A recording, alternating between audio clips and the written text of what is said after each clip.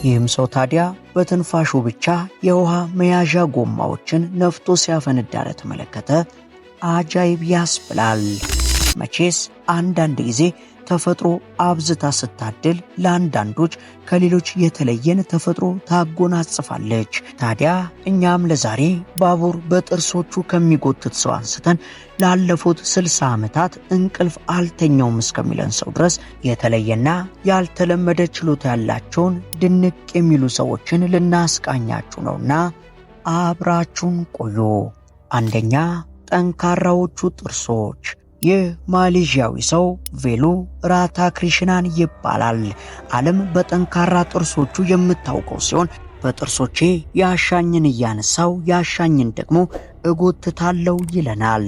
ታዲያ እንደ ቀልድ በጥርሶቹ ከባባድ ነገሮችን ማንሳት የጀመረው ይህ ሰው ቀስ እያለ መኪናና ብረቶችን መጎተት የጀመረ ሲሆን በዚህም ሳያበቃ ይግረማችሁ ብሎ በፈረንጆቹ 2003 260,000 ኪሎ የሚመዝኑ 2 ባቡሮችን በገመድ አስረው በጥርሶቹ ሲጎትት የታየ ሲሆን በዚህም ባቡሮቹን ለ4 ሜትሮች ያህል በመጎተት ብዙዎችን ጉዳስ ብሎ ነበር። ሁለተኛ፣ መቅደስ ተሸካሚዎች። በጃፓናውያን ዘንድ ሚኮሺ የተሰኙ በሺንቶ እምነት ዘንድ የሚተገበር አንድ ባህልና እምነት ያለ ሲሆን የተንቀሳቃሽ መቅደሶችን ተሸክመው መዘዋወር ነው።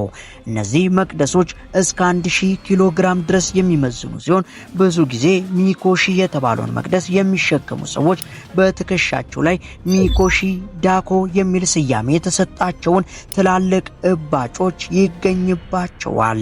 እነዚህም የጥንካሬና የመቋቋም ምልክቶች ተደርገው የሚወሰዱ ሲሆን ይህ ባህል በጃፓን ብቻ የሚወሰን ሳይሆን ሌሎች እንደ ኔፓል ባሉ ሀገራትም የሚታይ አይነት ባህል ሲሆን ሰዎች ትላልቅ ሐውልቶችን ተሸክመው ሲዘዋወሩም ይስተዋላል። ሶስተኛ፣ የማይደክመው ሯጭ። ይህ ደግሞ በሩጫ ፍቅር የተለከፈው ያኒስ ኩሮስ የተባለ ሰው በየዓመቱ የሚደረግ የማራቶን ሩጫ የማይቀረው ሲሆን በ1997 ዓ.ም አንድ ብሎ የጀመረው የማራቶን ሩጫ ቀስ እያለ ወደ ሌሎች ከበድ ወዳሉ የሩጫ ውድድሮች ያድጉ ጀመር። በዚህም ስፖርታትሎን እያሉ የሚጠሩትን ውድድር የተቀላቀለ ሲሆን ስፖርታትሎን ማለት የአቴንሱ መልእክተኛ ፌዲፒደስ ከክርስቶስ ልደት በፊት በ490 ዓመት ዓለም ላይ ከአቴንስ ወደ ስፓርታ በአንድ ቀን አደረገው ተብሎ በታሪክ ወደሚነገረው የ256 ኪሎ ሜትር ጉዞ በማስመልከት የሚካሄድ ውድድር ሲሆን አዘጋጆቹ ይህ ጉዞ ቢያንስ 27 ሰዓት እንደሚፈጅ ቢጠብቁም ያኒስ ግን በ21 ሰዓታትና 53 ደቂቃዎች ማጠናቀቅ ብዙዎችን አስገርመዋል። ታዲያ በሰዓቱ ውድድሩ ላይ አንዳንድ ማጭበርበሮች እንዳደረገ ትችት ቢደርስበትም ከአንድ ዓመት በኋላ ግን በድጋሚ በ20 ሰዓታትና 25 ደቂቃዎች ውስጥ በማጠናቀቅ ችሎታውን አስመስክሯል። በዚህ ሳያበቃ በ49 ዓመቱ የክሊፍ ያንግ የ6 ቀን ውድድር በመሳተፍ ላይ የራሱን ሪከርድ ሰብሯል። በዚህ በ6 ቀናት ውስጥ ከ1000 ኪሎ ሜትር በላይ የሮጠ ሲሆን ይህንን እንዴት ሊያሳካ እንደቻለ ሲጠየቅ ሌሎች ሰዎች ሲደክማቸው ያቆማሉ፣ እኔ ግን ሩጫዬን እቀጥላለሁ፣ ሰውነቴ ለአእምሮዬ እንዲታዘዝ በማድረግ እንዳልደከመኝ ራሴን ሳሳምን ድካሜ ይጠፋል ሲል ተናግሯል። አራተኛ፣ የዕድሜ ልክ ጾም። ይህ ፕራህላድ ጃኒ የተሰኘ ህንዳዊ መነኩሴ ደግሞ ያለምንም ምግብና ውሃ ለ70 ዓመታት ያህል ኖር ያለው ይለናል። እንደዚህ ሰውነት ከሆነ የሰው ልጅ ሰውነት ፀሐይና አየርን ብቻ በመጠቀም ብቻ መኖር ይችላል ባይ ናቸው። በ12 ዓመታቸው አምባ የተሰኘችው አማልክት ውሃ በአፋቸው ውስጥ እንዳፈሰሰችላቸውና ጸጋው እንደተሰጣቸው የሚያምኑ ሲሆን ታዲያ በሳይንሱ ዓለም ያለ ምግብ ለሳምንታት መኖር ቢቻልም ያለ ውሃ ግን ከአንድ ሳምንት በላይ መቆየት የማይታሰብ ጉዳይ ቢሆንም ፕራህላድ ጃኒ ግን ይህንን እኔ አድርጌዋለሁ ይሉናል። በዚህም ጥርጣሬ የገባቸው የጤና ባለሙያዎች 2 ጊዜ ምርመራዎችን ያደረጉላቸው ሲሆን የመጀመሪያው ለ10 ቀናት የቆየ ሲሆን ሁለተኛው ደግሞ ለ15 ቀናት የቆየ ነበር። በሁለቱም ምርመራዎች ታዲያ ምንም ሳይበሉ ቆይተው አካላቸው ፍጹም ጤነኛ የነበረ ሲሆን የሚገርመው ደግሞ በደማቸው ውስጥ ለሰውነት ኃይልን የሚሰጡት ሆርሞኖች መጠን ከፍተኛ በመሆኑ ሲሆን ይህም ማለት ሰውነታቸው ያለ ምግብና ውሃ ለረጅም ጊዜ የመቆየት ብቃት እንዳለው የሚያሳይ ቢሆንም ስለ እውነታው ግን አሁንም ድረስ አመኔታን ያጡ ብዙዎች ናቸው። አምስተኛ የቋንቋ ጠበብት። ይህ ሰው ዳንኤል ታሜት ይባላል።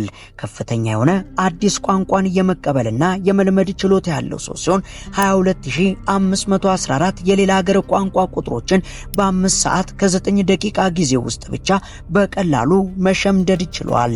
ዳንኤል ሳቫንት ሲንድረም የሚባል የአእምሮ እክል ያለበት ሲሆን ይህ ችግር ያለባቸው ሰዎችም አእምሯቸው የሚሰራበት መንገድ ከተለመደው የሰው ልጅ የአእምሮ ችሎታ በጣም በበለጠ ሁኔታ አሊያም ዝቅ ባለ ሁኔታ ሲሆን ዳንኤልም በልጅነቱ የሚጥል በሽታ ከጀመረው በኋላ ድንቅ በሚል መልኩ አእምሯዊ ችሎታዎችን እጅጉን የተለየ ነበር። ዳንኤል እስከ 10,000 ድረስ ያሉ ቁጥሮች የየራሳቸውን ቀለም፣ ቅርጽና ስሜት ያላቸው ነው እንደሚታዩት የሚናገር ሲሆን ሌሎች ሳቫንት ሲንድረም ካለባቸው ሰዎች የሚለየው ሐሳቡን በትክክል መግለጽ መቻሉ ነው። በአብዛኛው ጊዜ የሳቫንት ሲንድረም ተጠቂዎች ካለባቸው የአእምሮ ችግር የተነሳ ራሳቸውን መግለጽ የማይችሉ ሲሆን ዳንኤል ግን 11 ቋንቋዎችን የመናገር ችሎታም አለው። ከነዚህም መካከል የአይስላንድ ቋንቋን በአንድ ሳምንት ውስጥ ብቻ አቀላጥፎ መናገር ችሏል። ስድስተኛ እንቅልፍ አልባ ህይወት። ይህ ጋውክታይ የተባለ ሰው ወጣት ሳለ አንዲት ቀን ላይ ካጋጠመው ከባድ ራስ ምታት በኋላ እንቅልፍ ብሎ ነገር በአይኑ ዞሮ እንደማያውቅና መተኛት አለመቻሉን ይናገራል። ያለፉትን 60 ዓመታት ያለ እንቅልፍ ስለማሳለፉ የሚናገረው ታይ ምንም እንኳን ህይወት ዘመኑን ያለ እንቅልፍ ቢያሳልፍም አሁን ላይ ያለ ምንም ችግር በፍጹም ጤንነት ላይ እንደሚገኝ ይናገራል። ታዲያ ጉድ ሳይሰማ ነውና ነገሩ ታይ በአሁኑ ወቅት በእርሻው ስራ ላይ በመስራት እና የሩዝ ወይን በመጥመቅ ማታ የሚኖረውን ትርፍ ጊዜ የሚያሳልፍ ሲሆን ብዙ የቴሌቪዥን ጋዜጠኞችም በተለያየ ጊዜ የታይን አኗኗር ጎራ እያሉ ዶክመንተሪ የሚሰሩበት ሲሆን እንዲህ አይነቱ ክስተት ግን ለምን እንደተከሰተ አሁን ድረስ ማንም ሊደርስበት አልቻለም። ሰባተኛ ጠንካራ ጭንቅላት። ጆን ፌራሮ በልጅነቱ ከወንድሙ ጋር በቤት ውስጥ ሲሯሯጡ ነበር ጭንቅላቱ ከበሩ ጋር የተጋጨው። ታዲያ ያን ጊዜ ጉዳቱ የደረሰው የጆን ጭንቅላት ላይ ሳይሆን በሩ ላይ ነበርና ይህ ነገር እንዴት እንደሆነ ሲጣራ ጆን በተደረገለት ምርመራ የራስ ቅሉ አጥንት ከሌሎች ሰዎች በ2.3 እጥፍ እንደሚወፍርና ጠንከር ያለ የራስ ቅል እንዳለው ይነገረዋል።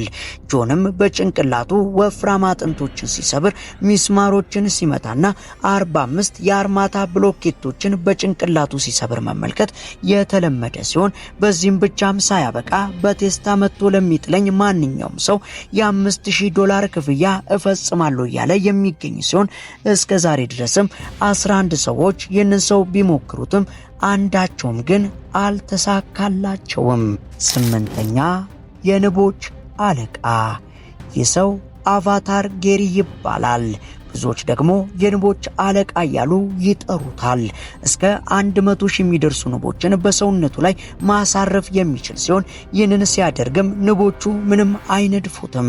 ከዚህም አልፎ እስከ 1 ሚሊዮን የሚደርሱ ንቦች በሄደበት ሁላ እንዲከተሉት ማድረግ የሚችል ሲሆን ይህን የሚያደርግበት የተለያዩ መንገዶች ያሉት ቢሆንም ዋነኛው ግን ንቦቹን የሚስብ የንግስቷ ንብ ጠረን ያለውን ቅባት በመጠቀም ነው። ይህም ንቦቹ ያለማመንታት እንዲጠጉት ያደርጋቸዋል። ጌሪ በዚህ ስራው እስከ ዛሬ ድረስ ከ75,000 ጊዜ በላይ ቢነደፍም አሁን ላይ ግን ሰውነቱ ስለተላመደው የንቦች የቅርብ ወዳጅ ሆኗል። ዘጠነኛ የራጅ እይታ። ይህች ሴት ዶክተር ናታሻ ደምኪና ትባላለች። ያለምንም መሳሪያ የሰዎችን ሰውነት በመመልከት ብቻ ምን አይነት ቦታ ላይ ምን አይነት ችግር እንዳጋጠማቸው መለየት የምትችል ስትሆን አንዲት የመኪና አደጋ የደረሰባትን ሴት ሰውነቷን በመመልከት ብቻ ምን አይነት ስብራት እንደገጠማትና የስብራት ቦታዎችን በማየት ብቻ መለየት ችላለች። ብዙ እንዲህ ያሉ ታካሚዎችን መለየት ብትችልም የአንዳንድ ሰዎች ዋናውን የጤና ችግር ግን እንደማትለይ ይናገራሉ። 11ኛ የግብፁ ድራጎን። ይህ ሀጂ አሊ የተባለ ግብፃዊ ትርኢተኛ ደግሞ በርካታ ቁሶችን ውጦ በሚፈልገው ቅደም ተከተል መመለስ እችላለሁ ይለናል። ይህንንም የሚያደርገው የሆዱንና የጉሮሮን ጡንቻዎች በሚገባ በማለማመድ ሲሆን እንደ አሳ፣ ሰዓቶች፣ ሳንቲሞች፣ ድንጋዮችና የከረምቡላ ኳሶችን የመሳሰሉ ዕቃዎችን በመጠቀም ይህንን ችሎታ ለዓለም አስመስክሯል። በዚህ ብቻም ሳያበቃ ውሃና ቡታ ጋዝ በመጠጣት እሳት ካፉ ሲተፋ ለተመለከተ ወቸው ጉድ ያስብላል። 12ኛ የቅዝቃዜ ንጉስ የደች ሀገር ተወላጅ ሆነውና የበረዶና የቅዝቃዜ ወዳጅ ዊም ሆፍ ከፍተኛ ቅዝቃዜን በመቋቋም በርካታ ሪከርዶችን መስበር የቻለ የዓለማችን ሰው ነው። በበረዶ ወቅት ቁምጣ ብቻ በመልበስ ግማሽ ማራቶን ያጠናቀቀ ሰው ሲሆን ከዚህ በተጨማሪ ለ2 ሰዓታት በበረዶ ገንዳ ውስጥ በመዘፈቅና እጅግ በሚቀዘቅዝ በረዶ ወንዝ ውስጥ በመዋኘት ዓለምን ጉዳስ ብሏል። 13ኛ የማይበገር ሰውነት ጣሊያናዊው ሚሪን ዳጆ በ33 ዓመቱ ራዕይ እንደታየውና ሰውነቱ ምንም ጉዳት ሊደርስበት እንደማይችል ይናገራል። በዚህም ታዲያ ራፒየር የሚባል ቀጭን የጎራዴ አይነት በመጠቀም ልቡ፣ ሳምባውና ኩላሊቱ በሚገኙባቸው የሰውነት አካሎቹ ላይ ራሱን በመውጋት ችሎታውን ለሰዎች ያሳይ ነበር። ሐኪሞች በዚህ ክስተት ተደናግጠው ብዙ ምርመራዎችን ቢያደርጉበትም የሚሪን ሰውነት ምንም የተለየ ነገር አልነበረውም። የራጅ ምርመራ ቢደረግለትም ጎራዴው የሚወጋው ቦታ ላይ ምንም ጉዳት እንዳልደረሰበት ሲሆን ሚሪን ይህንን እንዴት እንደሚያደርግ ባይታወቅም ለብዙዎች ግን አግራሞትን ፈጥሯል። ታዲያ ይህ ለጎራዴ ያልተመለሰ አስገራሚ ተፈጥሮ በሚያሳዝን ሁኔታ በትንሽ በመርፌ አማካኝነት ህይወቱን ያጣ ሲሆን በ1948 ዓ.ም እንደለመደው ትርኢት ለማሳየት የዋጣት አንዲት መርፌ ችግር የፈጠረችበት ሲሆን የዙሪክ ከተማ ቀዶ ጠጋኞች ይህችን የተዋጠች መርፌ ከ2 ቀናት በኋላ በሰላም ቢያወጡለትም ከ10 ቀናት በኋላ ግን ከልቡ ወደ ሰውነቱ ደም በሚያዘዋውረው የደም ስሩ ላይ በደረሰ ጉዳት የተነሳ ህይወቱ አልፋለች። 14ኛ የእሳት ኳስ ጆን ሆልተም ዴንማርክ ተወላጅ ሲሆን የሰዎችን ትኩረት የሳበው በ1870ዎቹ ነበር። ለዚህም ምክንያቱ ደግሞ የመድፍ ኳሶችን በእጆቹ በመያዝ ሲሆን በአንድ አጋጣሚም እሱ በመድረክ ላይ ቆሞ ረዳቱ 22 ኪሎ የሚመዝን የመድፍ ኳስ ጆን ላይ ይተኩሳል። ይህንን የሚያደርገው ጓንትና የደረት ንጣፍ ብቻ በመልበስ ሲሆን ከዚያም ጆን የመድፍ ኳሱን በእጁ ሲይዘው ይስተዋላል። በአድናቂዎቹ ዘንድ ከፍተኛ ዝናን ያስገኘለት ሲሆን በተመሳሳይ አጋጣሚም ጆን ይህንን ችሎታውን እያሳየ በነበረበት ጊዜ አደጋ ደርሶበት የአንድ እጁን ጣቶች እንዳጣም ይናገራል። 15ኛ ጠንካራ ትንፋሽ ይህ ሰው ደግሞ ብራያን ጃክሰን ይባላል። አስገራሚ ትንፋሽ ያለው ሰው ሲሆን የውሃ መያዣ ጎማዎችን በትንፋሹ ብቻ ገፍቶ ማፈንዳት ይችላል።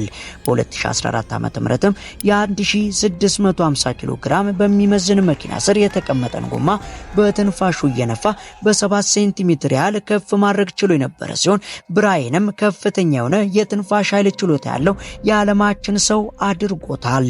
ይህም ታዲያ ከፍተኛ የሆነ የጉንጭ መለጠጥን የሚያስከትል ሲሆን ዲዚ የሚባለው ትራምፔት ተጫዋች ለዚህ አይነቱ ክስተት አንዱ ማሳያ ሲሆን ትራምፔት በሚጫወትበት ጊዜ ጉንጮቹ በከፍተኛ ሁኔታ ተነፍተው ይተልቁ ነበር። እናም አንዳንድ ጊዜ ተፈጥሮ በእንደነዚህ አይነት ሰዎች የተሞላች ናት ለማለት ያክል ይህንን ቪዲዮ አቀረብንላችሁ። አብራችሁን ስለነበራችሁ ከልብ እናመሰግናለን። በቀጣይ እስከምንገናኝ ቸር ቆዩልን።